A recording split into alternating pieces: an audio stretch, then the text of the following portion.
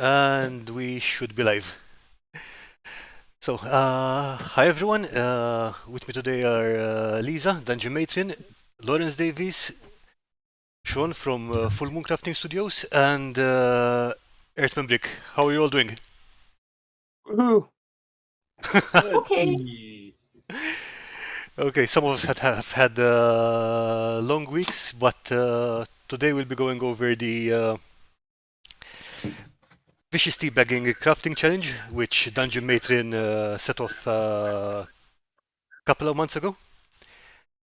That's true. I did. Some of us finished that, some of us will be finishing it on stream, and some of us, like myself, just said, okay, screw it, this is as far as I'm going to get before today. So, hi to everyone in the chat. Hi, Charlene. Hi, Robert Evans.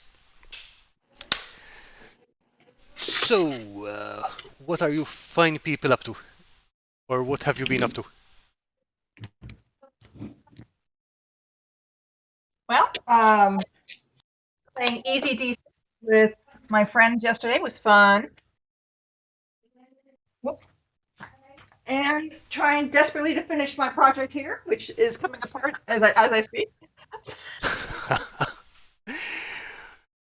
Okay, Lawrence, I know that you finished yours pretty early on. Came in strong. Yeah, as soon as the challenge went up, I started making mine, and it's like just banged it out pretty Nice. quick because it was fun. I've been reading my copy of Easy D6. Could you say that again, please? I've been reading my copy of Easy D6, the PDF at least. Yeah, good stuff. Okay, and Sean, you also finished yours pretty early on? Yes, I did. Well, I finished the board early on, and then I made some miniatures for it, and this was supposed to go with it, but life gets in the way sometimes, and so now I'm finishing this portion of it. Nice. So you didn't just finish it, you just made extras too. Nice. Yes. Okay, and Steven, what are you up to? Yeah, I'm just starting mine now. That is what confidence looks like. Oh my gosh. Are you kidding me? Really? You're just I bet he will finish it. I'm pretty sure he Oh will. my god. Yeah, I just came up with an idea just now, so I'm gonna try and it won't look great, but it'll be done quickly. Kudos to you, man. Man, wow. All right, cool. I want to see. I'm anxious to see that. That's gonna be awesome. Okay, I think Me, we can. I'm too slow. Say again, sorry. I'm too slow. I couldn't do that. Yeah, I tend to work yeah, I don't feel like doing this right now and keep putting it off, which is partly why I didn't finish. Uh-oh. I'm almost finished, but not quite. So I think we can jump into the jump in and look at the pieces we had so far. In the meantime, if anyone is on the Discord, they can jump into this voice channel. It's the Vicious Teabagging voice channel. So if you want to chat or maybe ask or talk about the builds, feel free to join in. And as usual, I've posted the community showcase link. So if you have any pieces you'd like us to look at later, just drop them in there. Okay, so here we go. I'm just going to share my camera so that you guys can see what I'm doing.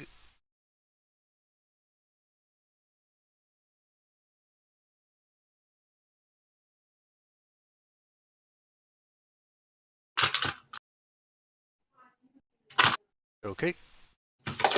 And we're going to start with Lawrence's piece, which is pretty epic. I just wanted something creepy, honestly. I think you got that. So, want to walk us through this? I used I had a bunch of Earl Grey tea that I just wasn't drinking, so I got that out and cut open all the tea bags, and used a bunch of the tea itself for the ground cover. And I couldn't really figure out how to use the actual bags themselves, so I just like the cocoons that are hanging from the tree are supposed to represent the tea bag itself. Oh, fair enough. I use a bunch of old skeletons and zombies that I had in my bits box, wrapped them up with a bunch of webs, and then just hung them. And of course, all the creepy crawlies that are on the base. I really like the stone in there. Yeah, That is amazing. Pine bark nuggets. Pine bark. All right. And what's the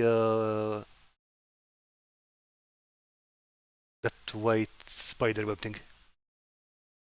The what? It's This- creepy, is what it is. Say again? Oh yeah, It's creepy. apart from creepy, I mean the spider web stuff. That's actually a combination of either stretched out dryer sheets, used dryer sheets, and some of that Halloween spider webbing. Oh, actually, the actual stuff that they sell for I wouldn't have expected to look this good at that scale. I used that for making the cocoons for the wrapped up victims. All right. It was just easier. So the stuff on the floor is dryer sheet, and the cocoons are the Halloween spider stuff. Yep. Nice. What about the trees? I'm trying to. Oh, the trees? Uh-huh. They're just They're just twisted wire trees with some texture, my homemade texture paste. All right. Nice. What I love about his builds, Lawrence's builds, is that you have to look closely because he adds teeny little pieces of flavor, little flavor bits. You don't catch them all Under some of the webs, you have to look and you'll see skeletons on the base. Yeah. I love that he does that. That's awesome. I like the layers of texture on the ground too. So that's Earl Grey and flocking on top, I guess. Yeah, it's a combination. How long did this take you to do? 2 weeks, maybe.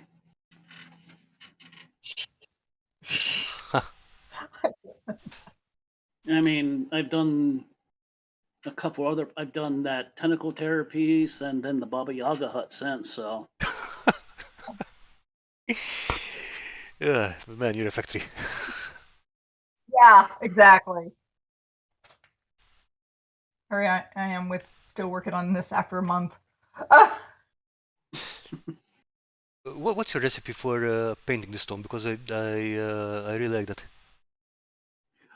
I actually mix a dark brown and a dark green together as the base color, All right. or a dark brown and a dark gray, dark green, and then medium gray, medium green, and then light gray, light green. Mhm. Because stone isn't just gray. Yeah, of course. But that really brings the way you paint it really brings out that bark texture. It really looks good. Like I said, just a base coat, an overbrush, and then a real light dry brush. I think I can see one of these skeletons here. Yep, right there. Like sometimes you got to zoom in to see it, but it's there. That's awesome. I love that. That's great. And what's that stuff in there? There's that was just like spider eggs. It's just little foam balls that I think I covered with some. I don't remember how. I think I just painted them, or maybe used some What did I use? I don't remember. Oh no. Yeah, but Oh. yeah. It's 5-minute dyed 5-minute epoxy. All right. So that's what makes them look kind of shiny. Yeah. Yeah. Yeah. One of the great things about this is the amount of layers it has. It's not just the details. It's literally layers. Got the And I mean, if you look, spider web, the ground, and the stuff like that. It has some depth. underneath the spider eggs, there's another skeleton. Dude, seriously? Gotta feed those babies.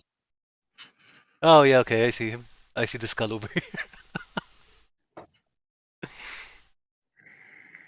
So did you go for anything new on this one, or did you just stick to things that you were comfortable with already?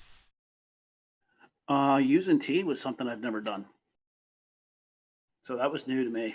But other than that, it's just comfort zone.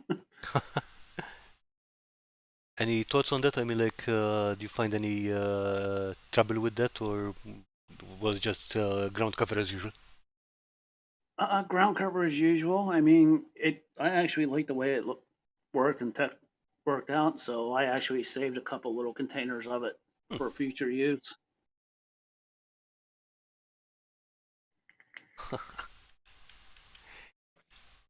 Okay, Sean, you're up. Oh, I love these. These guys were Dollar General skeletons from last Halloween that I bought all on clearance and finally figured out something to do with them. It's see no evil, hear no evil, speak no evil, and it has someone praying. And the whole basis of it was for an encounter that may occur in a future game for players to figure out what the trap is before it kills them all. So you haven't used this yet, so no spoilers, yeah? Yeah, no spoilers. The shrouds that are from the skeletons are actually the tea bags.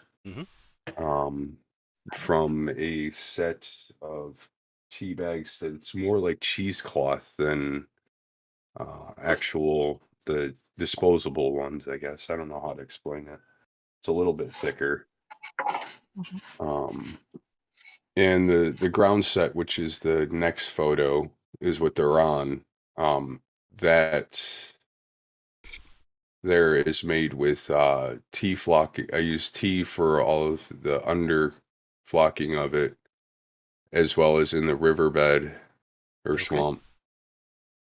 And it caused some really interesting oily looking spots in the water because it's just resin, but it caused like oily spots like you would actually see in water, and especially like in swamp water. Is that because the epoxy reacted to the tea or something? How did it happen?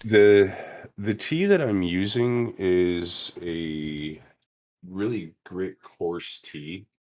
So when it gets wet, the colors leach out of it because it has flowers and that kind of thing in it. So it caused the tea to actually leach color out of it to make it so that that's just what happened. I don't know how to explain it, but it was a good thing, not a bad Yeah. thing. Yeah, I mean, happy No, accidents, you know?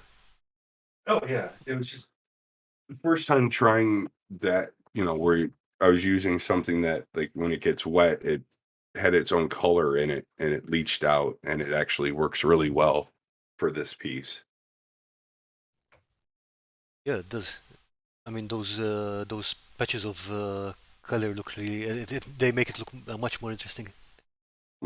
It's kind of funny because usually when you hear about resin, the last thing you want is something unexpected because that always does some crazy stuff.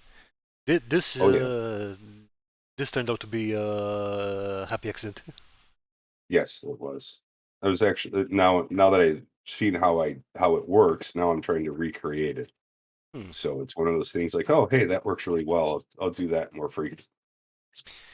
So, With regards to the patches of ground, so how is that? Do you just paint the base brown and then glue the tea on top, or did you mix the tea and the flock? How did it turn out?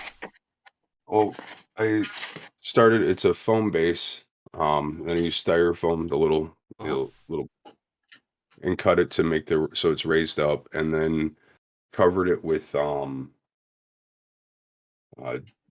joint compound to make it all smooth, so it looks all like one piece instead of so you don't have angles and that kind of thing. And then after that, I have a concoction that I've made with this cheap clear glue I got on clearance by the gallon.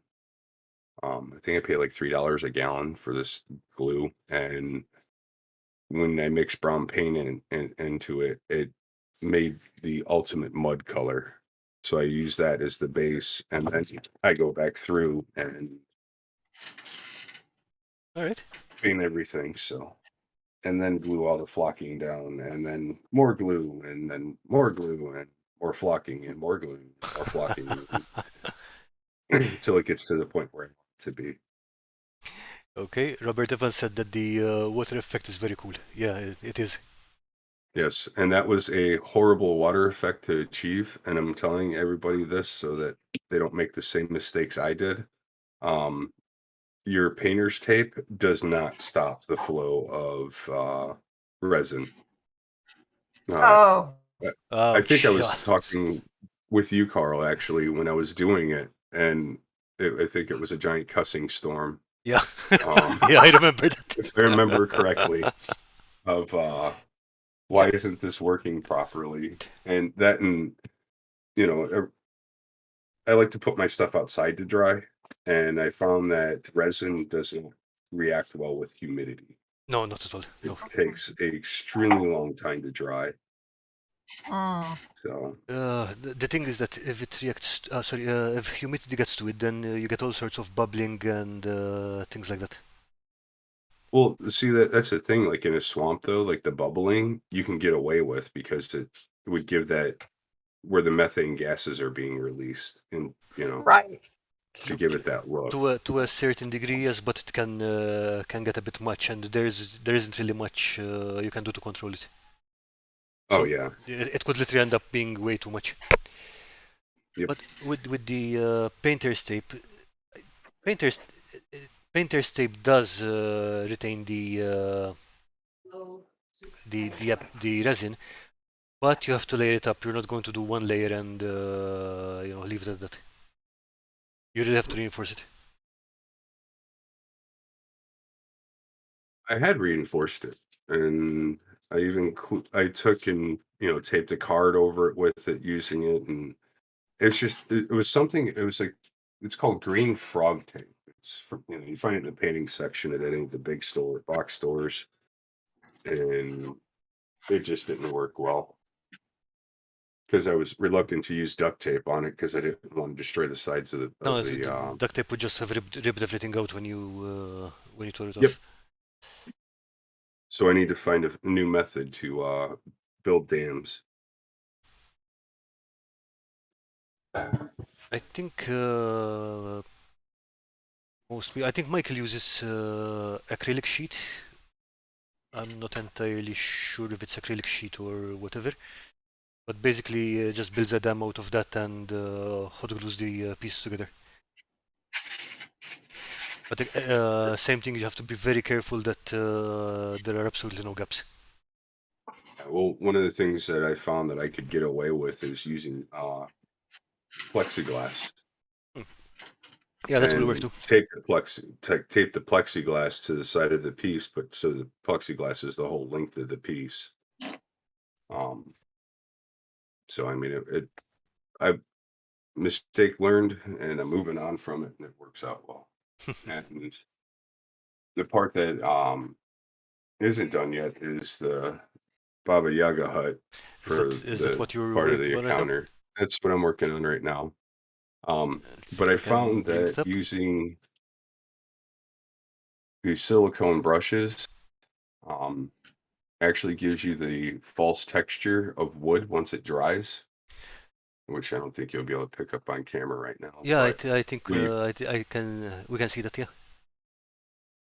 when this dries, that when you go to paint it, it brings out so it looks like a wood texture. So wait, that's just glue and silicone brush. Yep, Nice. glue and silicone brush. Ha. And the positive thing that happens off of it is that you get these. I'm not sure I can tell what those are. Wait, there you might be able to see it now. There you go. It's got little holes in it, so it looks like a honeycomb or beehive. Is that what you pulled off the brush? The brush, yeah, when it dries, I just All right. pick it out of the brush, and stuff like this can be stuck on for moss or whatever, or if you're making a Wow. giant Yeah. insect thing. Um, Yeah, that's really neat. it's That like is cool. old paintbrushes become things, So like the paint had got dried in this one, so I cut it off and I used it for flocking or whatever. I don't let anything go to waste. Good man. So I want a crafter's question for you, Sean. Shoot. So when you craft, do you Mhm. do the same thing over and over, or do you try new stuff? And when you try new stuff, do you think it out first, or just kind of like throw it out there and hope it works? Well, a lot of the time I sit down and I'm like, oh, okay, I get an idea of like, this is what I want to make. And I start making it, and then I may start a project 3 or 4 times to get it the way I want it to look. And then once I achieve that look, then I keep going. I don't stop. And Mhm. it, like, okay, like here's a test piece for concrete. This was a Right. test piece. That's a big test piece. But because of the way it turned out, I like it. So now I know what to do to replicate it for future events. But now I can continue on and build whatever I'm going to build with this. Mhm. Um, and it won't my test piece doesn't go to waste. So that's what I do. I'm kind of weird, I guess. I don't know. I No, just do actually, the reason I things asked when. is because I used some of your methods in my build, Mhm. and it's great. And I was just curious how you come up with all these fabulous ideas. Um, long hours of doing nothing, and then like, oh, hey, this looks like it would work well, and it Mhm. does.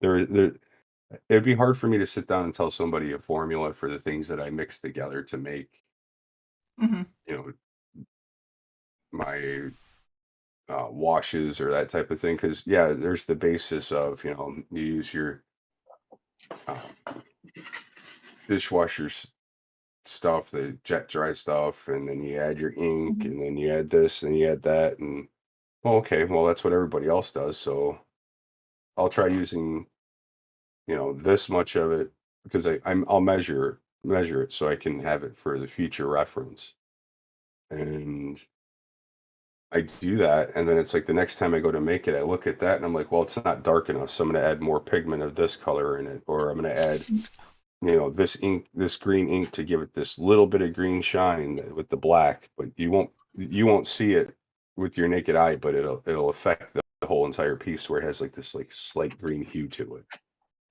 Mhm. um, just due to lighting, because that's my big thing is I like to use a lot of lighting effects and stuff, and when I DM, so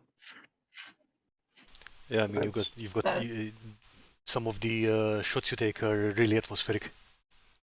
yes, and that's the thing is that you know a lot of games have gone online. Not everybody has the opportunity due to their schedules to get to a store to play. And not saying that, using the maps and all that stuff that they have digitally made stuff, that's a great thing to do if you don't have time to sit and craft. But what I like to do is take very highly detailed photos of the stuff I make and then I'll throw them up on my green screen and fade myself out to where maybe like you can only see my eyes and my mouth, and as I'm talking, I'll put myself into a building, like into Oh a God. window. So when I'm talking, the windows on the look like they're blinking, like Oh if they're God. moving, and then the doors, because that's where my mouth is, it's moving. So it's giving that subtle variation of animation. So that's where all my weirdness comes from. I like to scare people. Yeah, we Hmm. kind of noticed. Hence why there's disclaimers if I'm the DM before the game starts. But yeah, that's what I do. I figure stuff out as I go. I see what other people have done. I've tried recreating other people's stuff, and it's so hard to do for me because it's like, oh, that's cool. But in the same token, I like that idea, but I don't like this. So I throw my own twist into it. So then it no longer is what that person had started it out as. It's become my own concoction and my mad scientist my ideology, I guess. Yeah, but that's the whole point of crafting. I mean, if you're just copying stuff exactly, I don't see as much of a point to it. Mhm.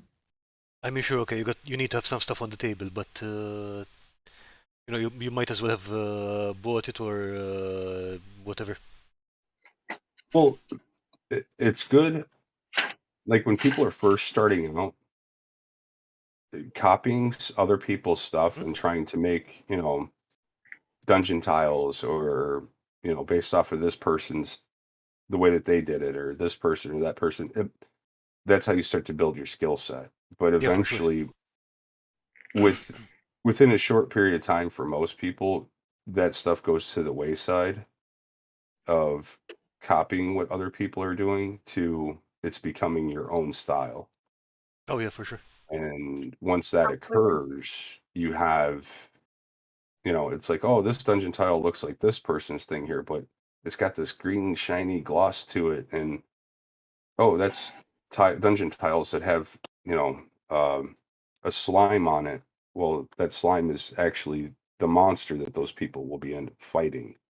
But it's the visual representation of as they descend down into the depths of the dungeon or whatever it may be, the cave. Now you've brought it to life where it's like, oh, so when you put out the monster, it's like you can explain how all that slime congealed back together and formed this blob. And I don't know. It's early. Okay, Rob Evans is saying, sorry, for the water effects, hot Mhm. glue and sacrificable section of plexi. Yes. Okay, yeah, so thanks, Rob. Yeah, appreciate that. I found that out the hard way.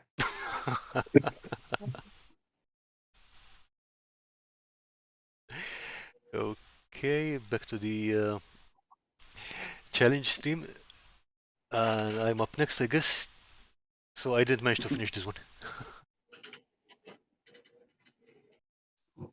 I like it. I think he looks.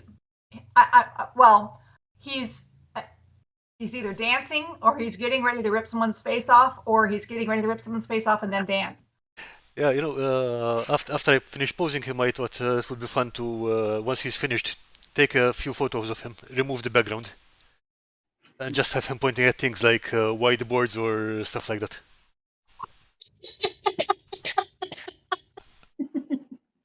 I love it. That's fantastic. 'Cause You can get away. What you need to do is make it to where you get a highly detailed photo of it with the green screen behind it, so that you can have it like just pop up and it's pointing at your head. You know. But that thing is awesome. What is That it is. supposed to be? That's Okay, I started off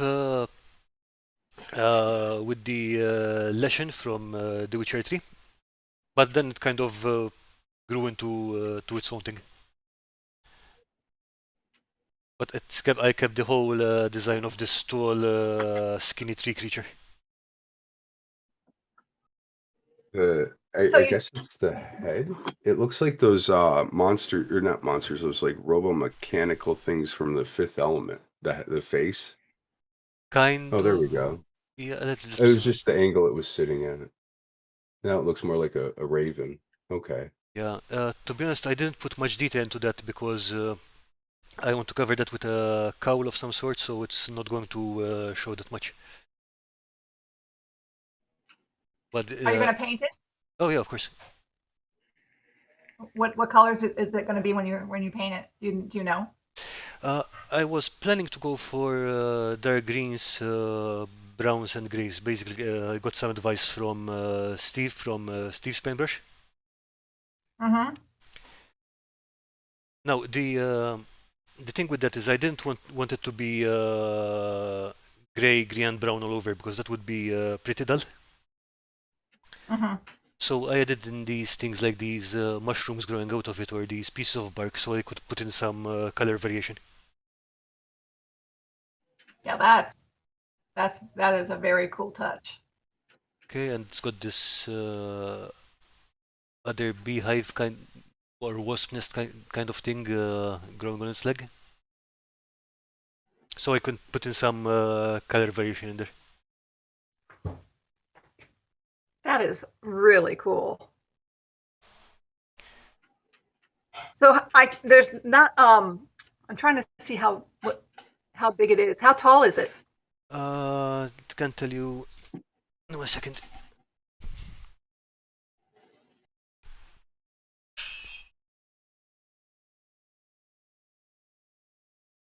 It's about 3.5 inches. 3.5 inches. Yep.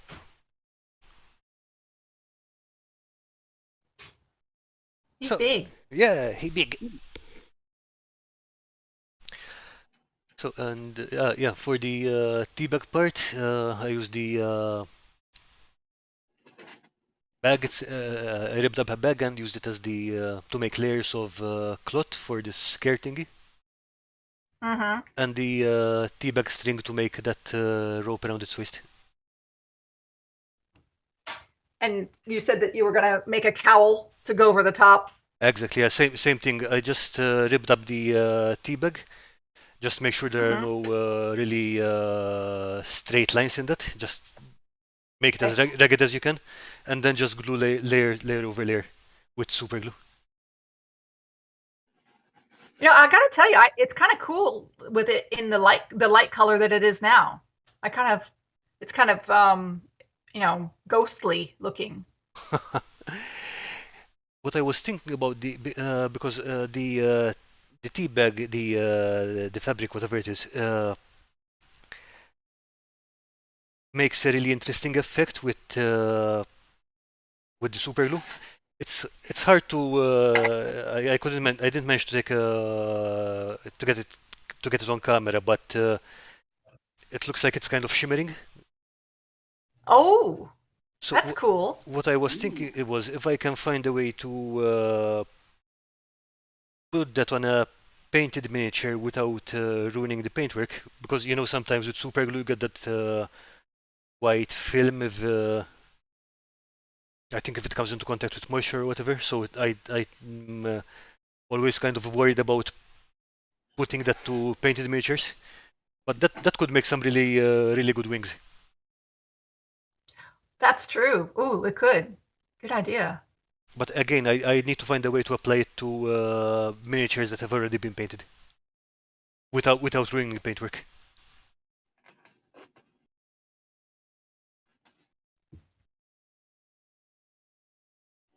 So what are you going to call it? I don't know, that kind of looks like a bob.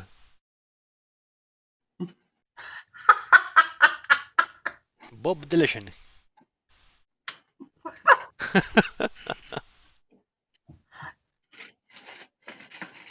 Okay, this is as far as I got with his left arm.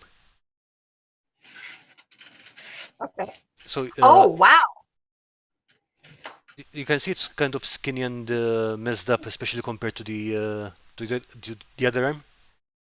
That's Yeah, because yeah. that's because that's just the first layer of milliput over over the wire armature. Okay, so, that stops the armature from bending too much, and then I can go in and apply another layer of putty on top, which will give the bulk and the texture. So most of this is done this way, just layer over layer. That's awesome. Oh yeah, I am really looking forward to finishing this off, painting it up, and I will be using the contents of the tea bags to make the ground cover. Damn.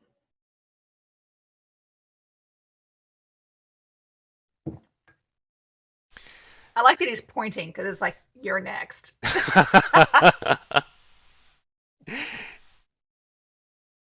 Yeah, that's Or you could use it as a statue in the you could, yeah. woods, Yeah. pointing in the direction, like go this way.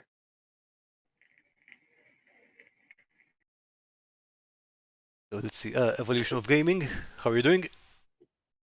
3.5 is it under average?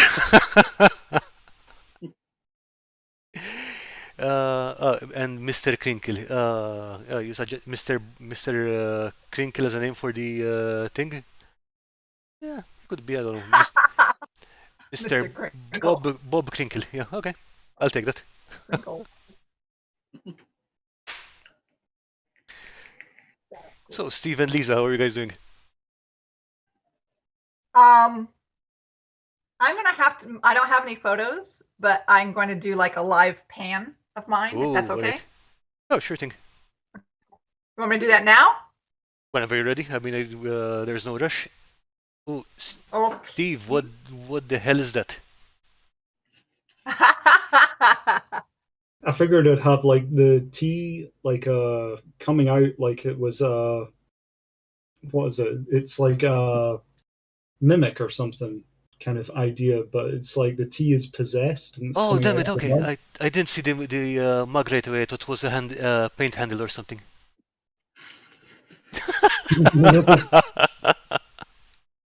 Yeah, Yeah. it's just something I did quick. It's just a ball cap, some card, and just a few gubbins and card, and then just caked in tea flock. All right. That gives a whole new idea for a mimic. In a tavern. But you could literally have like, you know, how everyone does the traditional, like you all meet in a tavern and while they're sitting there drinking their ale, it comes to life and eats somebody. You know, an NPC. And then that's how they get forced to be band together. You know, that type of thing. Nice. I like it. It's incredible that you just threw that together in we've been here less than half an hour, I think, or maybe 45 minutes. Just something quick.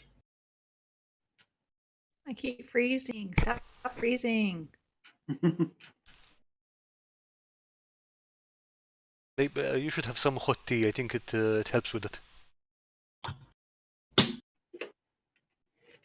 Okay. Keep going, and I'll finally get it to where I got it, and then I'll scream out and say. Ah.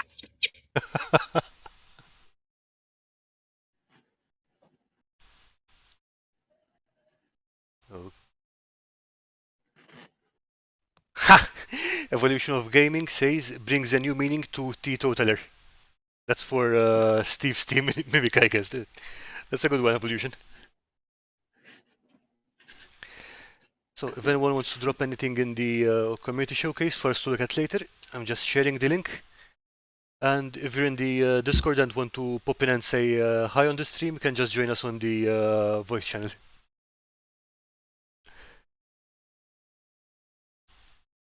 Let me know when you get a good shot. Coming up. Oh, jeez. Okay, I think we can see it. Yeah, it's a good shot, Lisa. Just hold the camera still. Okay, want to walk us through what we're looking at? Okay. So I picked up the gargoyle at Rite Aid in the garden center for $6. Alright. And I added a chest piece and arms because he's actually sitting with his arms on the front. He's like sitting, doggy style. So I had to add the arms. I used baby arms and stuck them on the side. And then I made that bookcase using Sean's method. I'm going to show you that if I can, if my phone will let me. Okay, phone, come on. You're going to let me? Okay, I don't know. Can you see the wood grain there on the bookcase? Not really, no. But I think you're frozen or Okay. something. Little blurry. Yeah. It's yeah, it froze. Undo it again. Okay.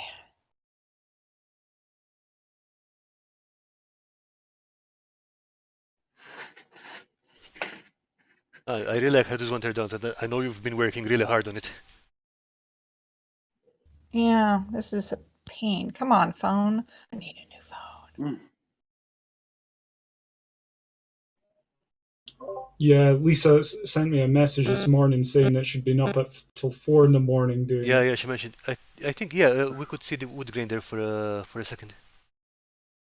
Can you see it now? You're frozen again. You're frozen again. Oh, for heaven's sakes. Yeah, it's maybe worthwhile just taking a few pictures, posting them up, and then Karl can like. Yeah, I think that would be much easier. Most definitely. There you go. Yeah, okay, we can. Yeah, that.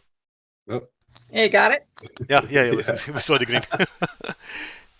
Okay. Motion sickness. So, yeah. I got a little skull up there. With a candle on top?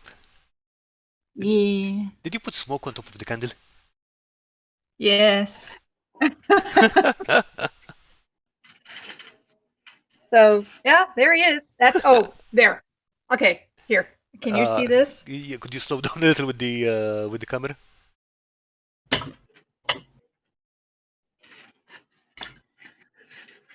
Is it? Nice Can you see anything? eyes. What do you see?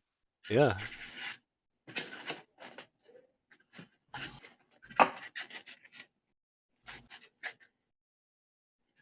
Can you see the book and the guy going into the cup? You're frozen. Yes. No, it's catching up. I think is what it's doing. Okay. Last time I'm going to do this, and then I'll post pictures, okay? Yeah, okay, no problem.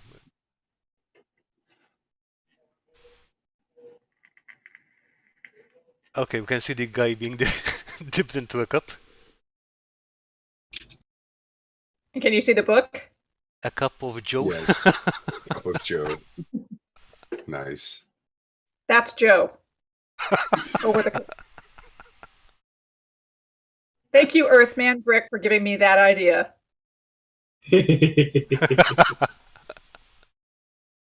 You're welcome. Okay. All right, that's me. I like the idea of the dressing gown on him because that hides some of the joints you had to make to cover up the extra arms. Yes. At the same time, it's a pity because you got some really nice stone effect on that thing. He's he came apart on me last night. And that jacket helps to cover a lot of sins. Still, it's a good way to. Still, that really looks awesome. And did you make all the books and stuff too? Yes, I did. Yes. And painted spines into them, I see. Oh. Yep. Yep, that's a lot of effort. What's that? What? What's that? How do you get the texture on top of the bookcase? Okay, That's Sean's method of making wood, and what he did was to. Are you talking about this texture or the wood texture? No, the wood texture. I think This- you told me before that was Sean's same texture. That shiny bit on the front, at the top. Sorry. Oh, these okay. Can I see if you can see it closer? Can you see it now better? Yeah. Okay. Oh, I like the Those. floor texture too. Oh, thank you. That's the floor is a canvas board covered with spackle and paint, and then I used, while the spackle was still drying, I used the side of a ruler to cut in the lines, All right. and then I just dry brushed it. Nice. So the colors, the shiny parts on the bookcase are from bubble decor from the Dollar Tree. That's you can get these little sticky bubble things and this was a set of books, and I cut the books apart, the spines of the books apart, and just stuck them on here. All right. Huh.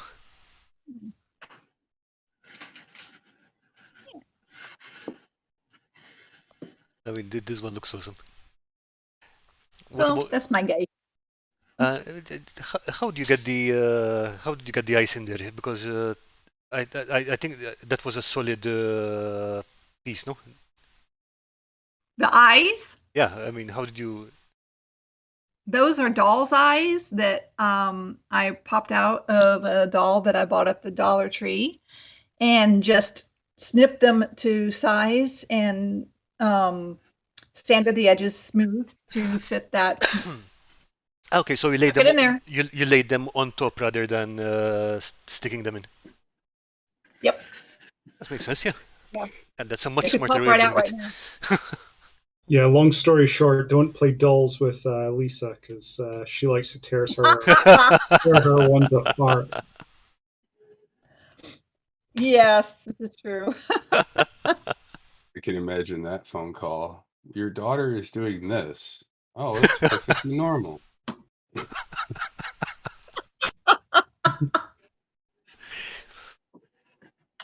So, how old was your daughter when you let her watch Exorcist? Oh, I forgot. I made Hey, Cross, hi David. this is for Earthman Brick. Hang He on. requested that I make.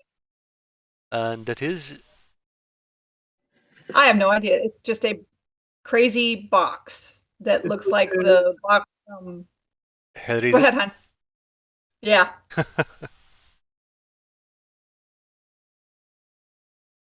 You did it So- justice. Thank you. All right. So that's me. I'm just gonna have, since I got it to focus now, I'm just gonna sit there with it like this. There you go. We're good. I mean, this was such a great idea. Well, thank you. I appreciate it. Oh, the tea bag part. What I used, the tea bag that is his tape that he's being held by is the actual tea bag. Tea was used to color the table. The tint from the tannins from the tea colored the table. Okay, so you And- stained that rather than painted it. Yeah. Okay, nice. Correct. And you can't, I don't know if you can, his manacles, he's got tiny little manacles that I use the tea bag string on. I'm afraid you'll have to you're going to have to shoot a photo of that because there's no way we're going to see them like this. But yeah, Absolutely, this you're is just awesome. Yeah, exactly. There is no actual tea leaves on here, though. I was trying to figure out a way to incorporate the tea leaves, and I could not think of a single thing I could do. So, no tea leaves. Okay, so and what's its name? What's his name? Yeah. Oh, gosh. Okay, well, that's Joe. And this is Wow. I hadn't named him. Usually I do that. I'm gonna leave it. I'm gonna leave it out there and see what other people recommend for a name because Okay, folks, you heard the lady. Come up with a name for our friendly gargoyle. Friendly. yeah, who is vicious, who is viciously teabagging Joe. It's Frankie the Gargoyle. Frankie. Yeah, Frankie the Gargoyle. Okay, campaign terrain says Toy Story got nothing. Toy Story Sid got nothing on Lisa. Yeah, you just wait till you see what she's building with the baby doll head.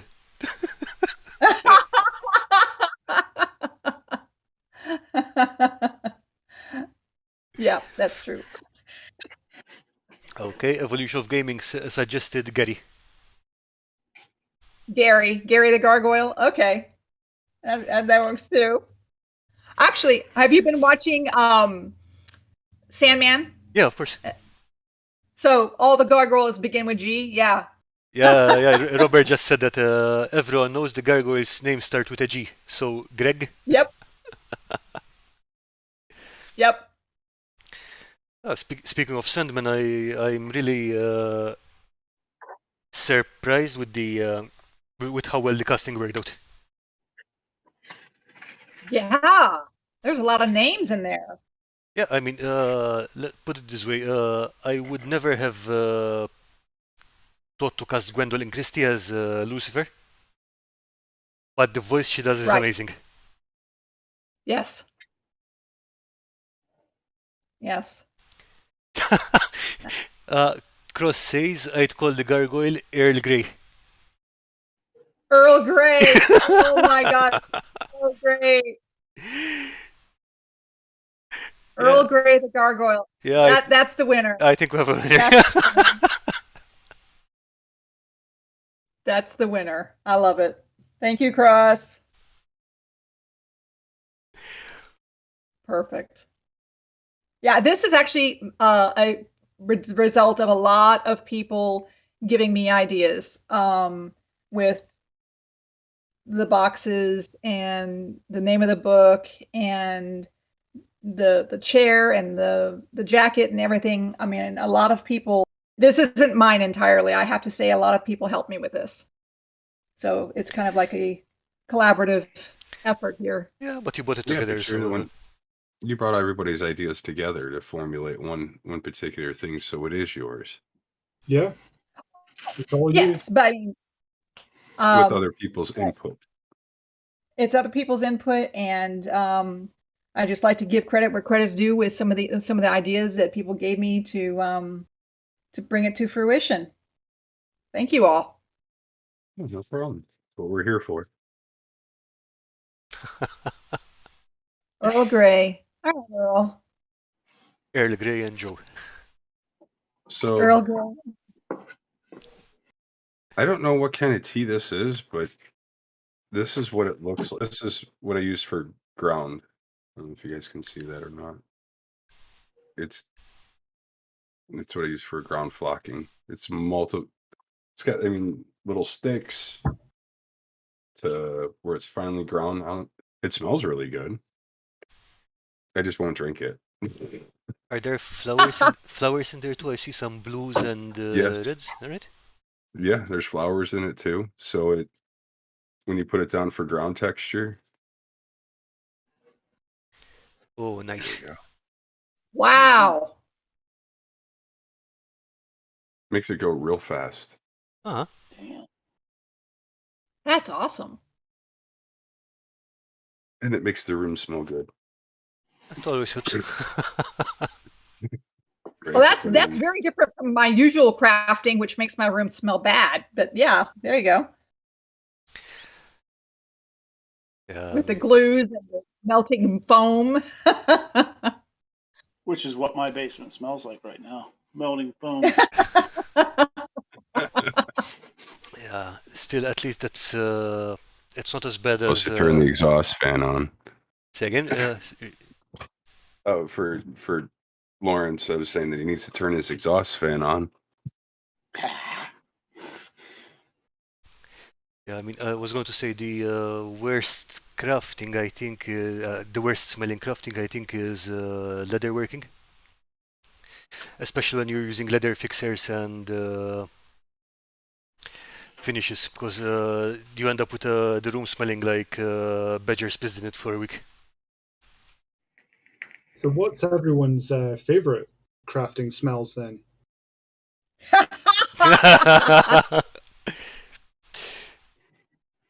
Is it bad if we say glue? I think it might be bad if we say glue. As long as you're not huffing it, you're good. Yeah, I mean, I personally love the smell of freshly lasered like MDF screws. Oh yeah. Oh, it's divine. Because it's kind of like it's just like freshly smoked wood. It's so amazing because I mean that's what they use for like oak smoked salmon and all that, and your cheeses. It's amazing. Yeah, I'm surprised it keeps the smell so long because I mean it's been cut and packed and shipped and delivered and it still has that smell. I'm surprised it sticks with it so long. Yeah, pretty cool. And oil paints, the smell of the whatever the binding agent is and the oil paints, that's top notch. Okay, I still haven't opened my oil paints yet, but yeah, I will confirm that once I do.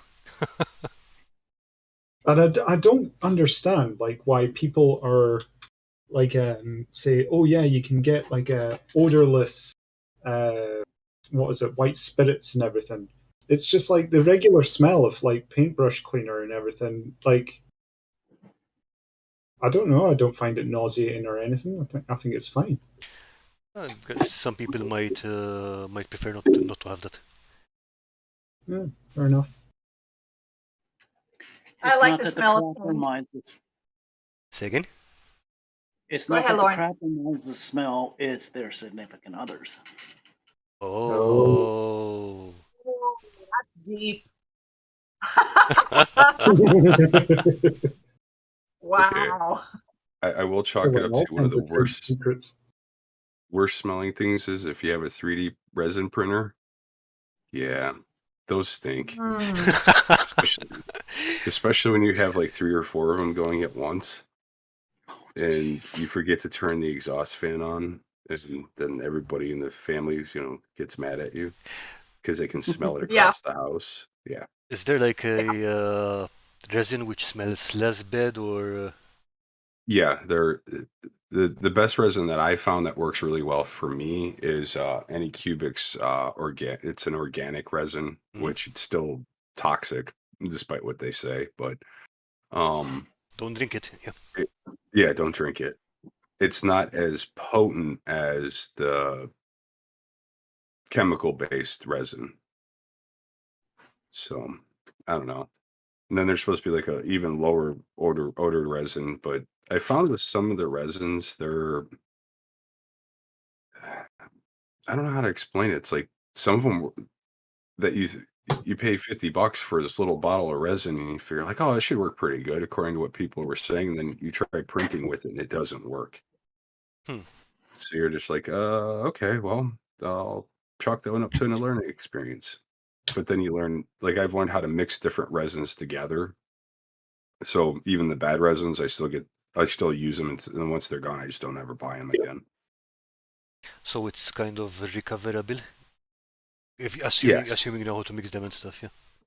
yeah, and it's not that hard to mix them. It's about ratios and figuring out what works for your machine because what works for one person's machine may not work for yours, even though they're the same brand. Seriously? Right? Yeah, that's why they have like if you look at I don't know with the forum, they'll show like someone will say like, well, this is the resin I use, these are the settings I use, and here's a picture of my creation, and you try to duplicate it and it doesn't work. It's based off of your machine, you Mhm. know. But there's some generic settings that everyone uses for their machine. But once you start fine tuning it so it prints faster, you get the details you want.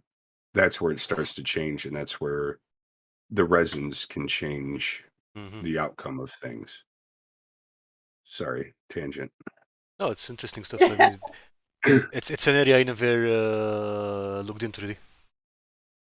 And evolution Well, of I got gaming says it's a hobby in itself. Yeah, absolutely. yeah, but see, I got tired of buying. I mean, I can buy a bottle of resin, 100 milliliter bottle of resin, and it lasts quite a while. Especially printing like little bits like wagon wheels or skeletons or whatever. Because I got tired of going to the store and buying bags of skeletons, and because that stuff piles up very quickly, it's gotten to a point now that it's like, oh wait, I can just print what I need. So I set everything up to print. Now I've got my stuff for that project not ready, and then it goes in a bin, and then I start a different project. So Uh, it doesn't help with the piling up of things. it's a slippery slope there, Sean. Yes, it is, because printing 150 skeletons is not, you don't need all those skeletons. But when you cut them all apart and you separate them into little bins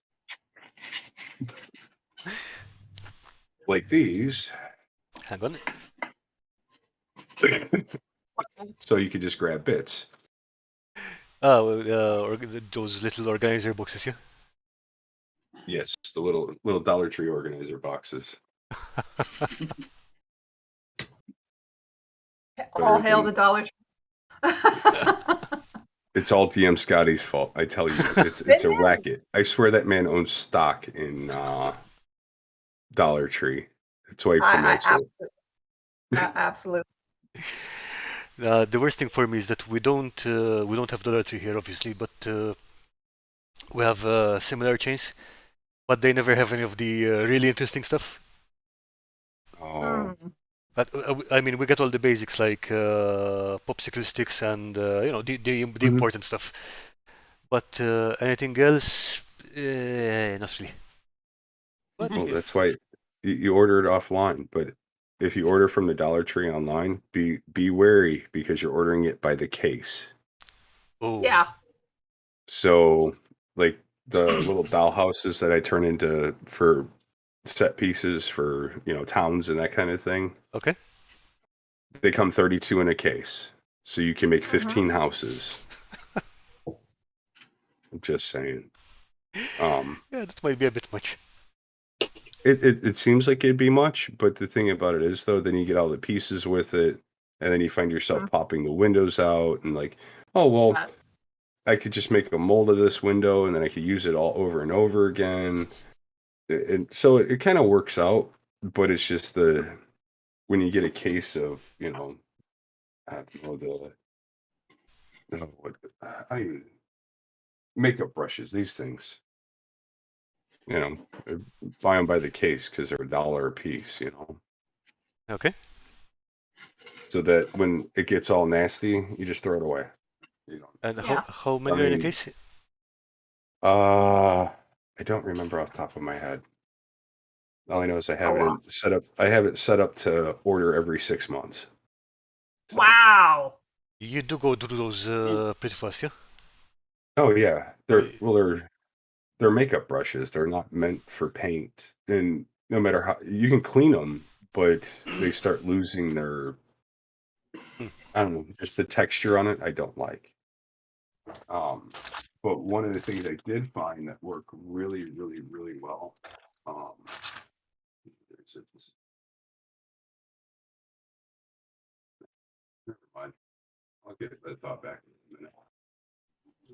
Oh, That one's a these Dollar things. Tree makeup brush, Yeah. and that one has lasted forever for me. all right. That's what I use for my dry brushing. Anyway. Okay.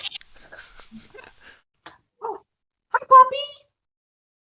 Yeah, I use mine for texturing for a lot of things. So I've even Hey, painted with them. Since they have hey, there's ones that Poppy. are Hi, Poppy. oh, there she is.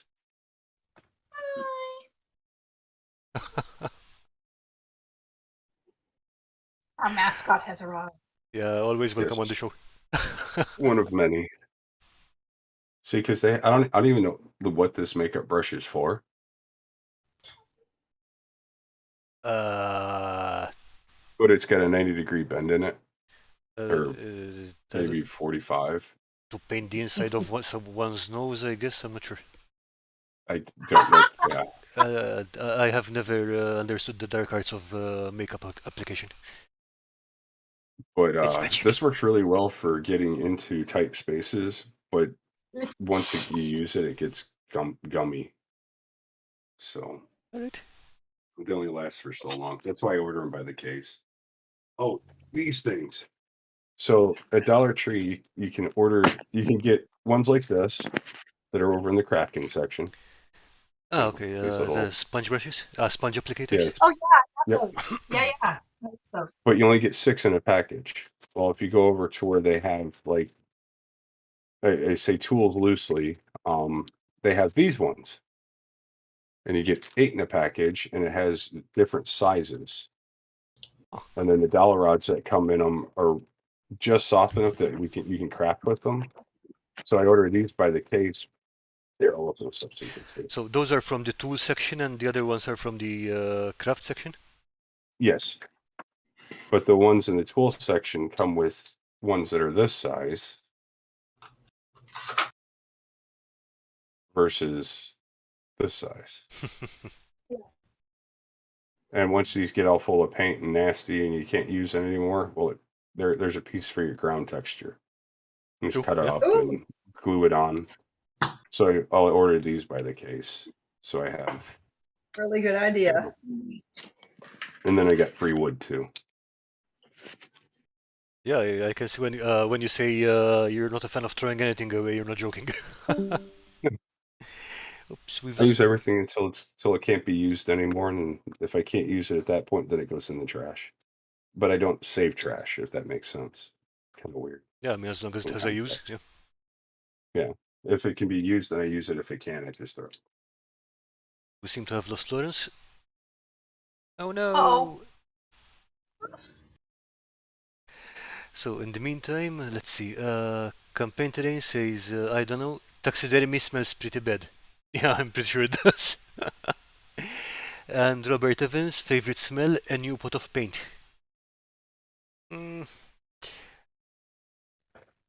Depends on which paint. Depends on Like who's which made by. paint. I remember the really old Games Workshop paints, the ones with I think Steve, I think they're the same ones that you bought recently or you found recently. The really old ones with the white cap. These ones. Yeah, those are the ones. Those had a very particular smell, I remember. Nah, but we sniff. Yeah, I can't quite put my finger on it. You're supposed to put your nose on it. It is a bit vanilla-y. Ooh, that's nice. Yeah. It's quite I like weird. the smell of Vanilla's an because orchid. that's oh, sorry. Go ahead. What? I was just saying it's quite weird because vanilla is an orchid and it originally only grew up in really, really high up places, but they took it from, I think it was like Tipa Manchu or something like that. It was somewhere in the Aztecs region and it only grew there. It was like unique to that region, but they went and took a genus off it and they grew it and harvested it, and now it's like globally available everywhere. Because they just kind of, just kept replicating it. Huh.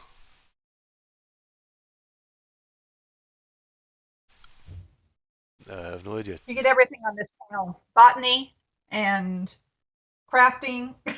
Safety advice. Obvious safety advice, sorry, yeah.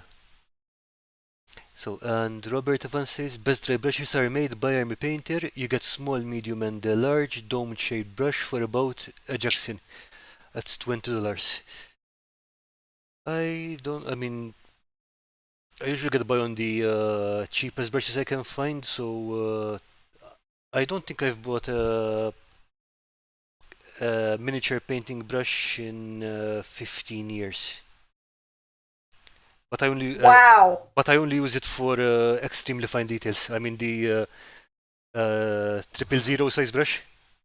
That's really super tiny. Yep. So yeah, I think I've used it maybe about 5 times. I think in the meantime, so it's still in pretty good condition. Everything else I just go for not the cheapest brush, but the cheapest decent brush, if that makes sense.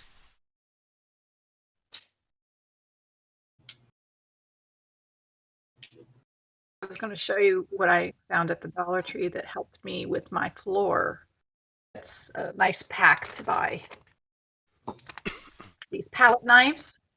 Okay, come on, phone.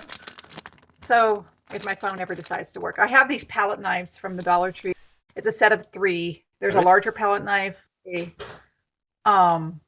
knife, a long narrow knife, and a diamond shaped knife, and it's really nice for applying thick layers of stuff.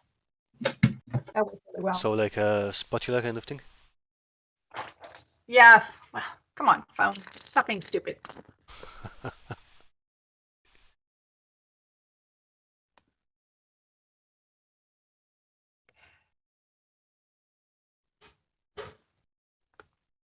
Ah, okay.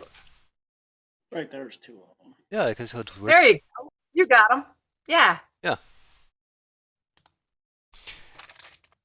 Usually I end up using the offcuts of stuff I'm using to spread things.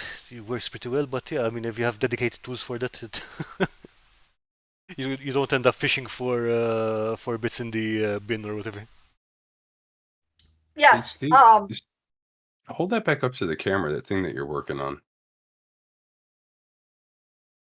That's like, Is that a bathroom? it looks like a bathroom. Oh my wow. God. Oh my God. Must have drank the tea.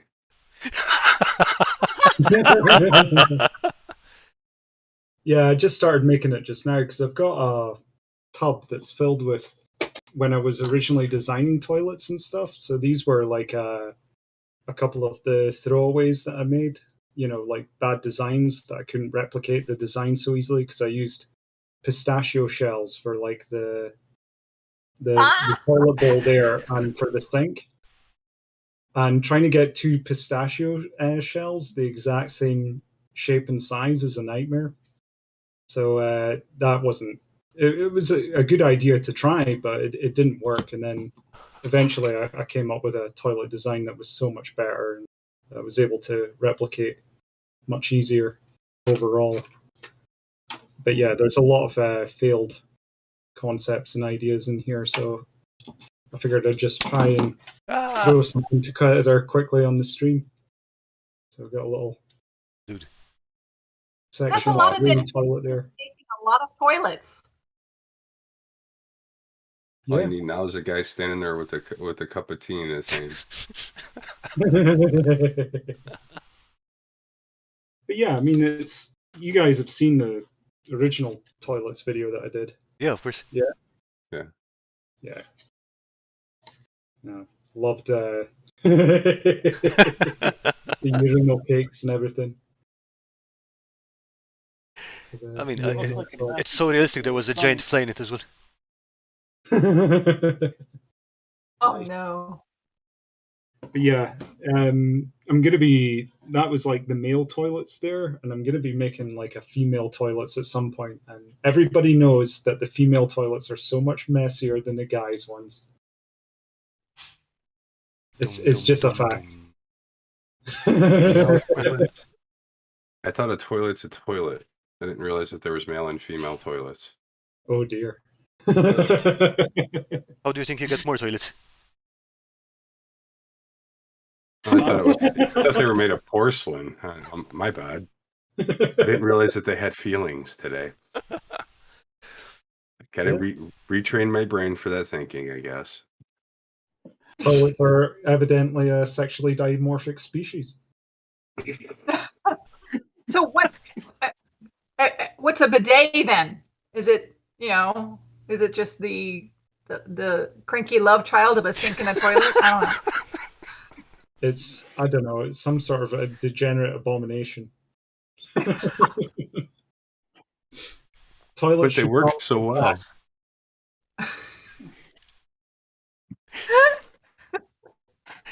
Okay. Welcome to the crafting challenge, guys. Yeah, 90% of it is toilet humor. That's when we're on stream. When we're not on stream, I think it's about 99%. Well, there is something that should be a mimic. Yeah, I was thinking that myself at some point. I'd try my hand at one, but I've never gotten round to it. That'd be one hell of an interesting storyline if you're doing like a modern D20 setting. You know, one of the characters goes into the bathroom at the mall or at a school or whatever, and here's some rustling going on, and opens the stall door, and there's the toilet eating the person. You know what? We could do that with EZD6 because it's a very flexible gaming system, isn't it? Oh, yes, it is. And you can travel through time and all that other kind of stuff, and you don't have to change the rules. And great. Well, yesterday's game was they had fluorescent lighting hanging from the ceiling, so sure. There you go. Yeah, I'm not sure it was entirely up to health and safety standards, but yeah, there was some lighting.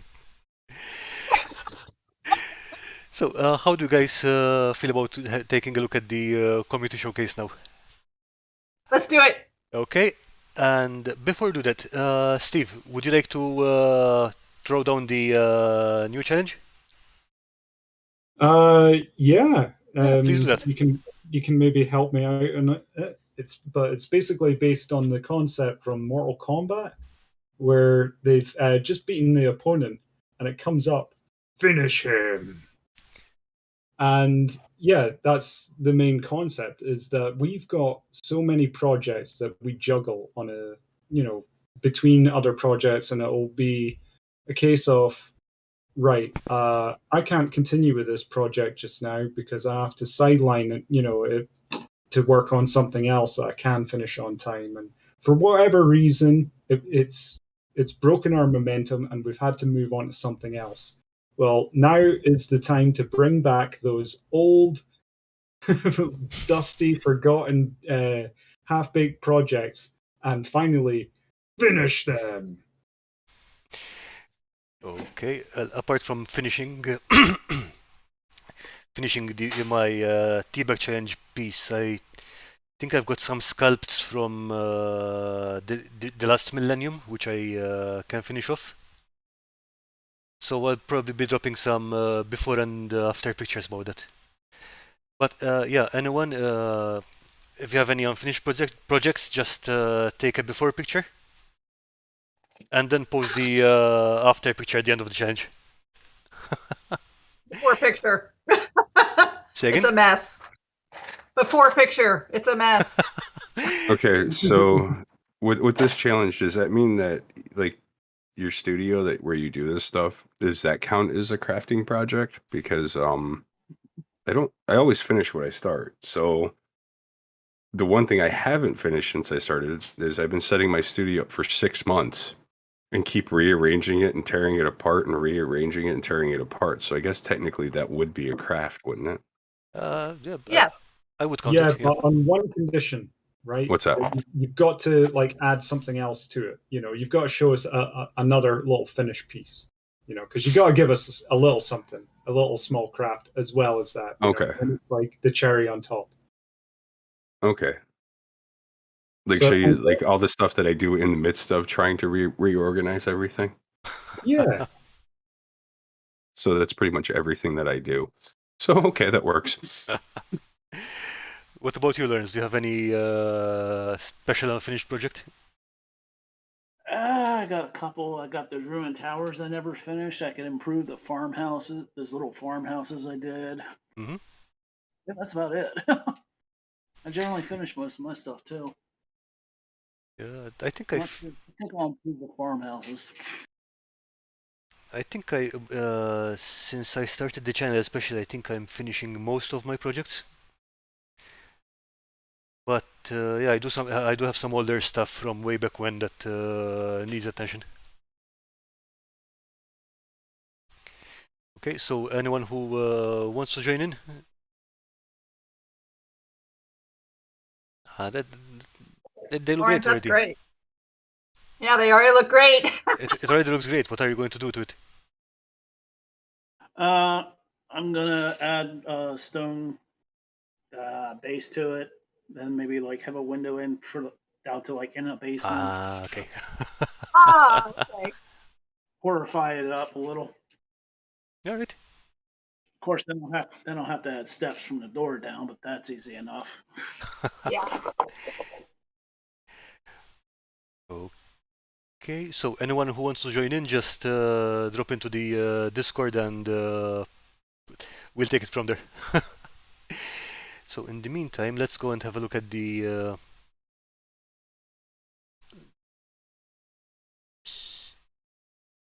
think my Discord crashed. We should be back in a few seconds.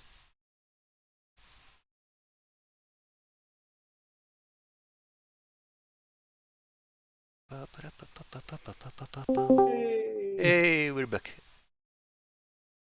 Did you lose the stream, or is it still up? No, it's just Discord that the stream didn't affect the stream. Sweet, that's good. So yeah, you were about to say it's like the community showcase. Yep, we're switching to that now. Cool. Hang on a I'm sec. gonna step away for a moment.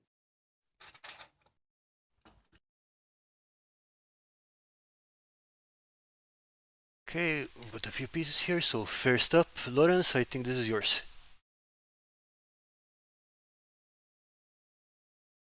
I'm not seeing anything. Oh, my phone's locked up. Ah, My phone's locked up. I can't see. Nope. Someone's moving. hang on a second. Yeah, I'm Yeah, just not seeing the picture. hang on in there. Technical difficulties. Mm-hmm.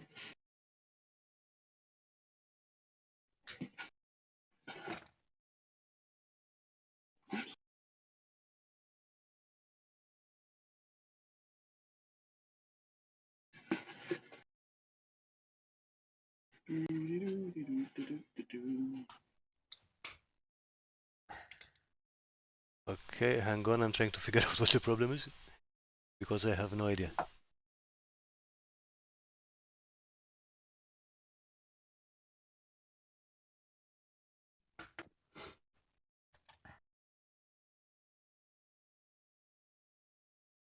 Huh.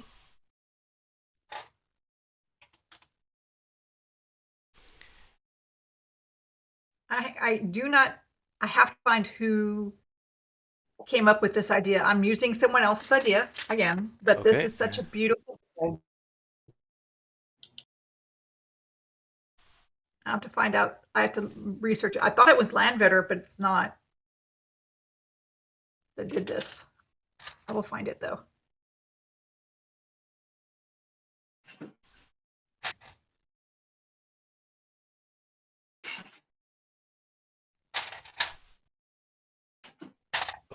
Okay. And we should be back. Sorry about that.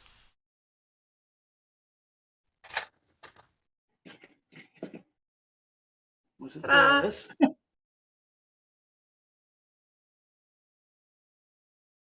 There we go. Okay, so display should be back. Ah, yeah, it's your Baba Yaga hat. Yeah. Epic. I love it. I love the legs. I love the eyeball. Yeah, I stole the eyeball idea from you. I like that you put in the skull fence as well. The Yeah, and that's the thing is like every video and whatnot I watched about the Legend of Baba Yaga is like they talked about the fences with the skulls on top, and it's like I have to add that. I mean, I didn't originally intend to do a base, okay. But then the house itself was just too top heavy. It couldn't stand up on its own. So, Really? All right. I mean, the spindly little legs were just not holding it up. But yeah, I was like, yeah, I'm gonna do that. Pictures. The way that the legs connect to the house is really interesting. I decided to go with like a fleshy look for the legs to attach, and because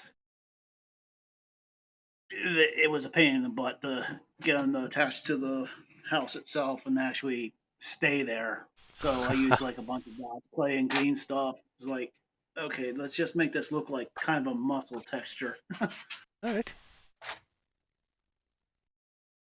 And the rest of it, and I said the legs came from a bird skeleton that I got at the Dollar Tree a couple years ago.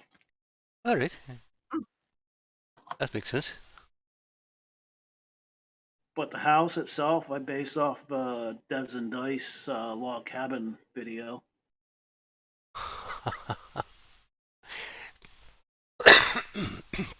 That and even Excuse me. did I put windows in this? Yeah, I even bothered putting windows in this too, which Yeah. I hardly ever do. It looks like broken glass, I think. Yeah, fun with UV resin.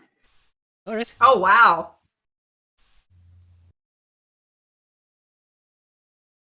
How do you get it to stick like that? Like, did you pour it when before you put it in? I don't think you managed to pour it in while it was already in the house, yeah? No, I had laid it on some wax paper, then poured it. I built the frame itself, and then laid it down on some wax paper, poured the resin in, and then I put the windows into the house. Nice.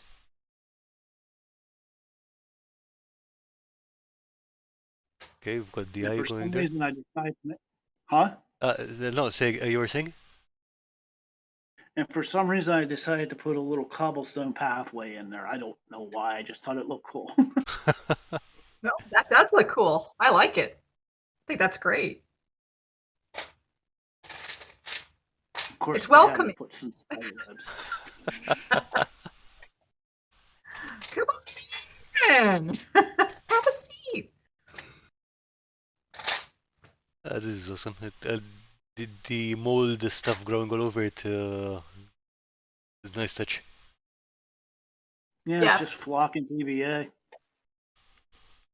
And I also use it to cover up an idea that I had put on there that I didn't like, so I just Yeah, your mistakes are no texture. That's good. That's the way. Yep. Okay, Steven, I think the MDF kit here. Oh yeah, that's the War Cradle Scenics kit right there. It's I don't know how much it costs to get that one by itself, but it's like a horse stables, and it's part of their Gloomberg Sprawl set, which is pretty much geared towards Mordheim players. All right. And they've got an entire range of different builds, like what is it, fortifications and houses and different degrees of ruination, including windmills and the such like. Very nicely detailed, and it's a mixture of different types of MDF that they use. It's predominantly 2mm, but it's like pre-colored Okay. MDF screw, a bit like the foreground kind of MDF kits.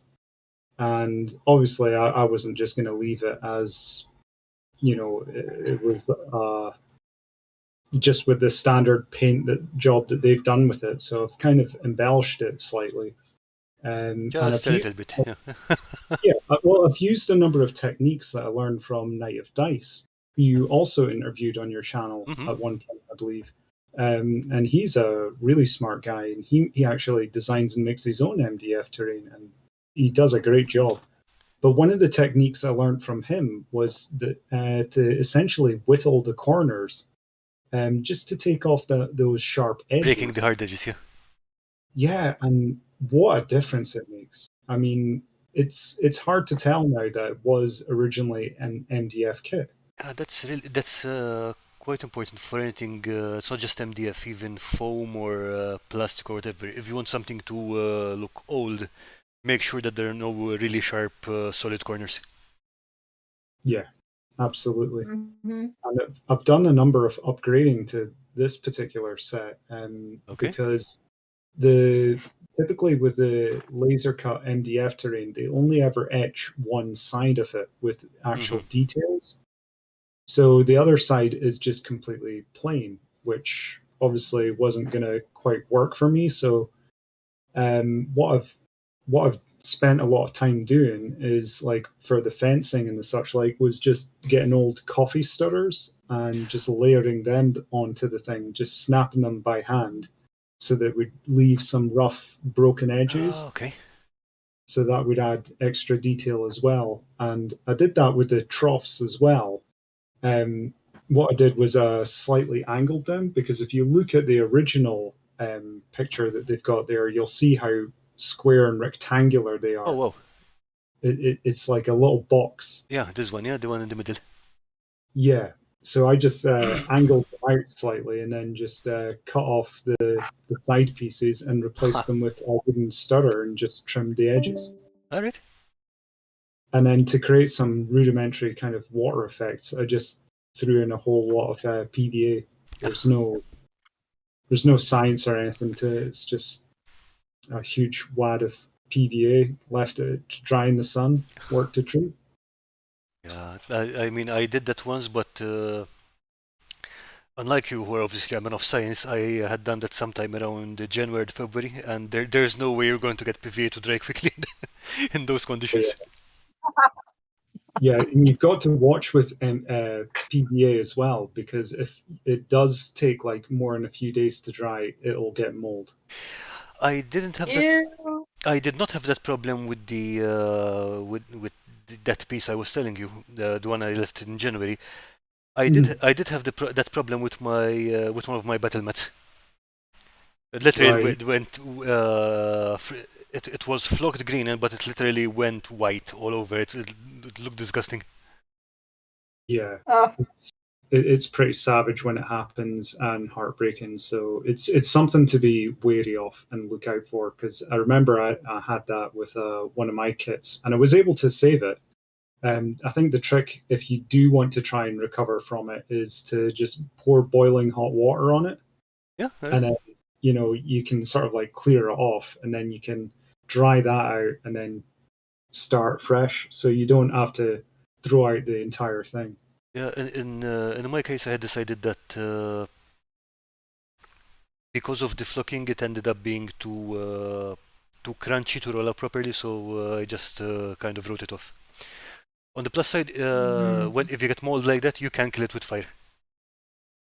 Oh yeah, that's true. Though be careful with fire; it tends to burn. does it? And actually, it was Sean.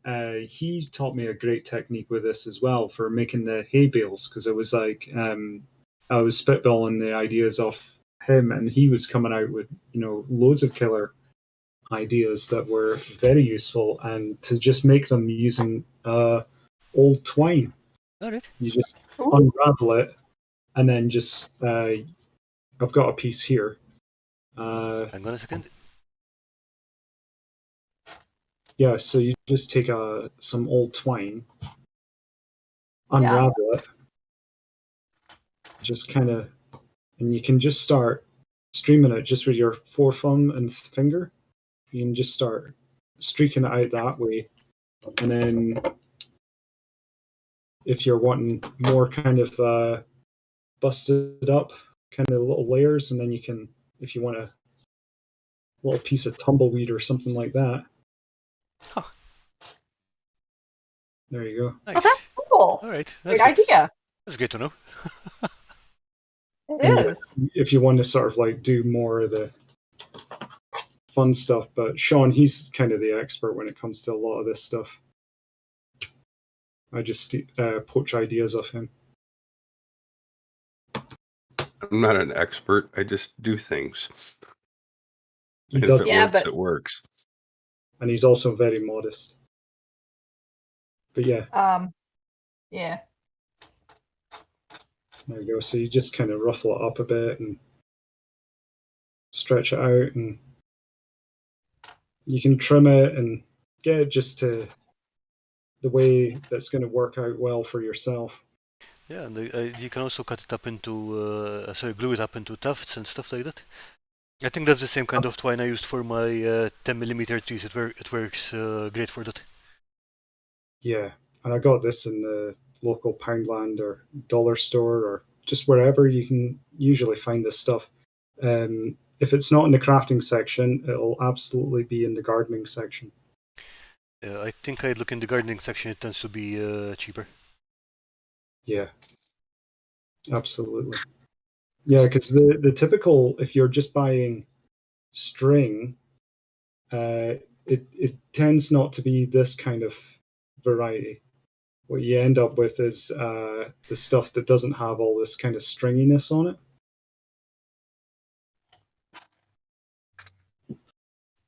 Yeah, it's the Jude cord is what you want. Yeah. But no, it was just making little bundles of hay, which I stuck into the crates. And because they lacked a fair amount of detail inside them, and I wasn't quite sure what to fill them with, so just a few offcuts of this stuff, and it worked for them. And then the rest, I just made like one little hay bale, and I was going to add a whole bunch of other things, like pitchforks and busted up tools and things. But at some point, you just have to say, no, it's good enough, move on, because if you don't, then you never finish projects. True story. Okay, Yeah. so Lawrence had to drop out for a bit, Okay. but let's get back to our community showcase. And we have, okay, more of Lawrence's work. These were some dwarven pillars he was working on. I know he's using shifting lens jig to cut the bases. And I think he's also been experimenting with pastels for pigment powder. Having used them myself, I think that's a real game changer when it comes to dirtying up pieces. Do They you, look great. do you use them much, Steve or Sean? Pigment powders or pastels or stuff like that? Yeah, I used soft pastels.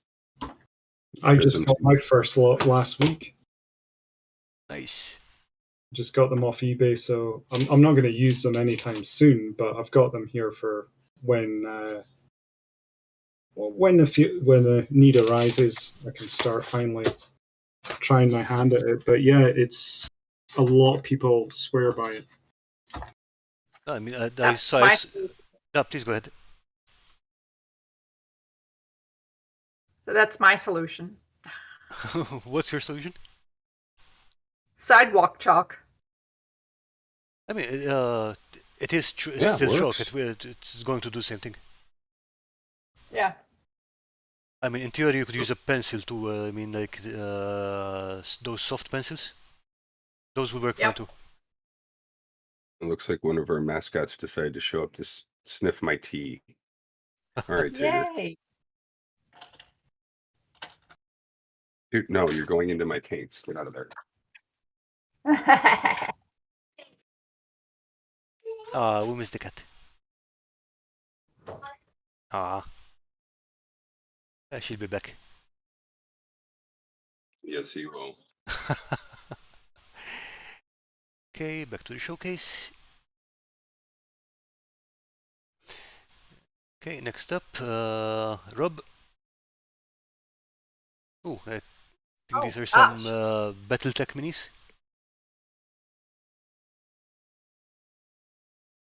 Those are nice. I remember seeing those on Discord. Those are pretty. Yeah, you've got to love those classic hexagonal bases.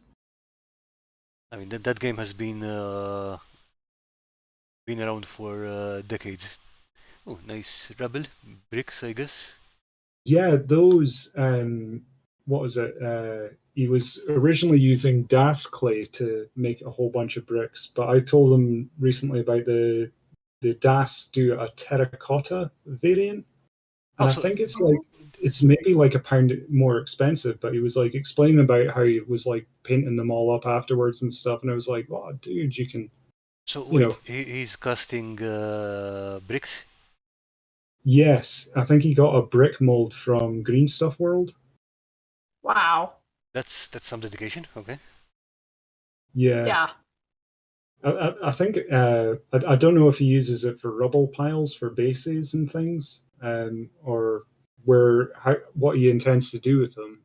It's a shame he's not here because he's got so many projects that he kind of juggles.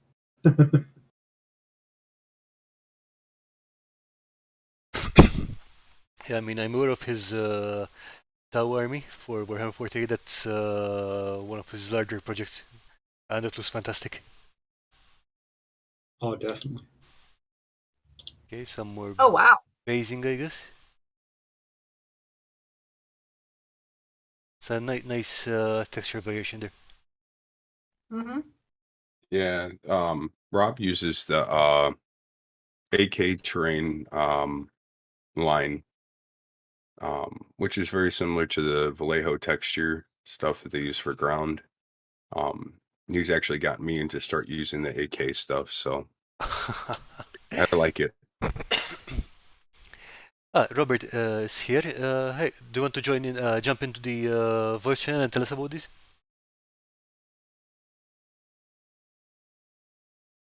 We're here if you want to come on. And ooh, that's Oh yeah, tiny this was leaves. yeah. He was punching. He's used again. It's Green Stuff World. I think it's one of their leaf punches. So he was punching out so many different like sheets of card the other day. Yeah. And I believe a lot of it is for basing primarily, for use in resin and such like as well, All for right. like an autumn kind of theme. But I'll let Rob explain it for himself. Hello, Rob. Hey guys, how we doing? Doing good. How are you? Well, casting more bricks. Hang on. Hey, Casting. I think that's mental. I mean, it's. Uh, yeah, you are a far more patient man than I am.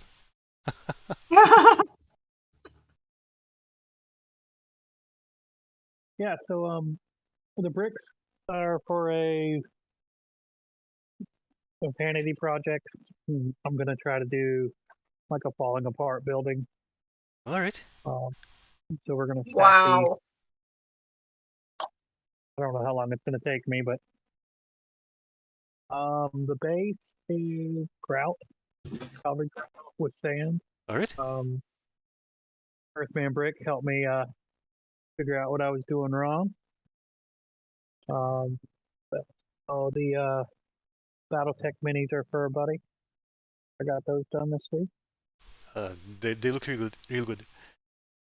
Did you mention something was going wrong with the grout and the sand? Yeah, it wasn't because I was using a plastic base.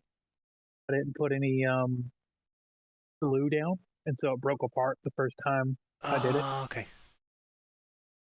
Because I figured, oh, grout has adhesive in it, but it sticks to itself. Of course, that's what Earthman told me. So, Yeah, so um, you need some kind of prime, yeah?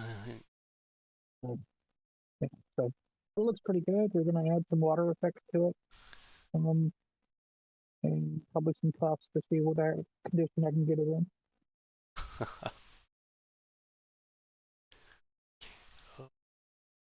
Okay, I think that's all the pieces we have here tonight.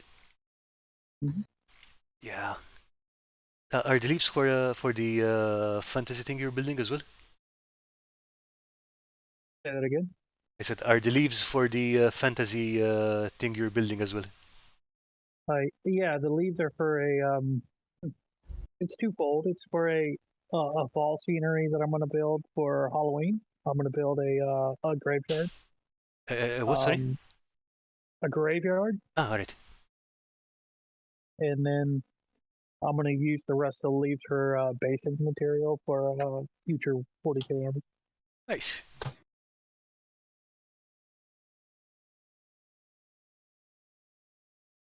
Oh, just before finish up, I'm just gonna post that picture of the toilet I just did. Oh yeah, sure thing. If I can provide that.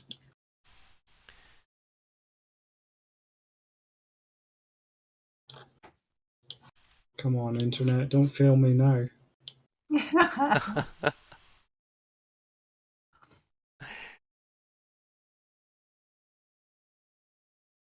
Okay, let's just wait for Earthman Brick. There we go. Because I was trying to move it straight from my phone into Discord, it didn't like it, so I've just gone and had to put it on the PC, then put it onto Discord. Yeah, machines do weird stuff sometimes. Dude. But that's it there. Wouldn't recommend using that toilet, to be honest. Maybe needs a quick clean first. Yeah, needs to be a quick. When you gotta go, you gotta go. If it's an emergency, it's an emergency. But yeah, I think that needs some bleach or a nuke or something like that. Where you just squat. It's where you stand on the toilet seat and squat down. Preferably Just in a add to the different mess. toilet. Yeah.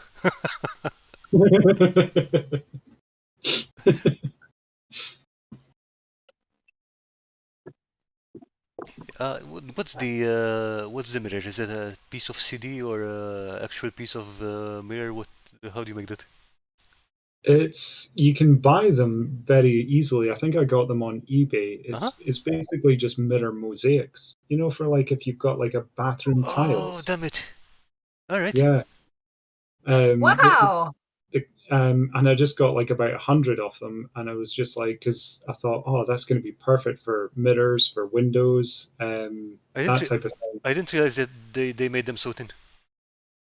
Yeah, it's pretty impressive, and they come with they're like pre-adhesive as well, so you don't even need to use glue. Perfect. And then Cool. you dirtied it up with just paint or what do you use there?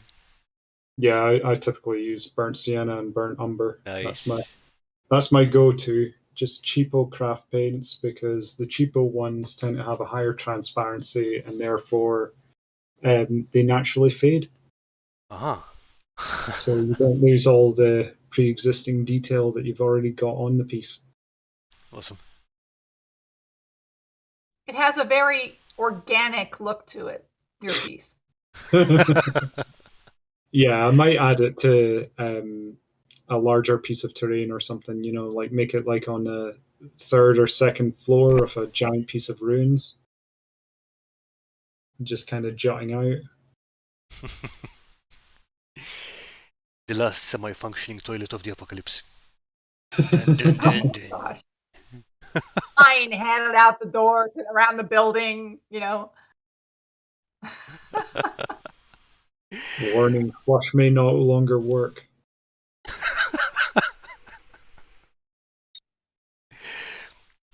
Do not drop grenades on the toilet. Yeah. You get those signs in the bathrooms that says "Do not flush paper towels," blah blah blah blah. Do not flush grenades down the toilet. Yeah, there you go. Okay, guys. So I think that's all for today. Going to wrap this up pretty soon. Thank you all so much for joining us. So Lisa, Sean, Stephen, and Rob, thanks for dropping in, and thanks Lawrence, and thank you for everyone watching us. So we will not have a stream next Sunday, so we're going to skip the 14th, but on the 21st we'll be back with Garmin from the Storycraft Society. So I'll see you around then. Nice one. Okay, and Yeah, looking forward to that. yeah, me too. And for the finish him crafting challenge, I think we can say, shall we give it 2 months again? What do you guys think? That'd 2 be months awesome. sounds fair. Yeah. So we're saying Sunday, 2nd October. So That works. Perfect. Good deal. Hopefully, I should have my studio put together by then. Now you'll probably be able to turn it around 1 or 2 times. Okay. Guys, thanks again, and thanks for everyone watching. Have a great weekend and week now, I guess, because Hey, it's the end of the everybody. weekend. Bye-bye. Bye. Bye. Bye. bye.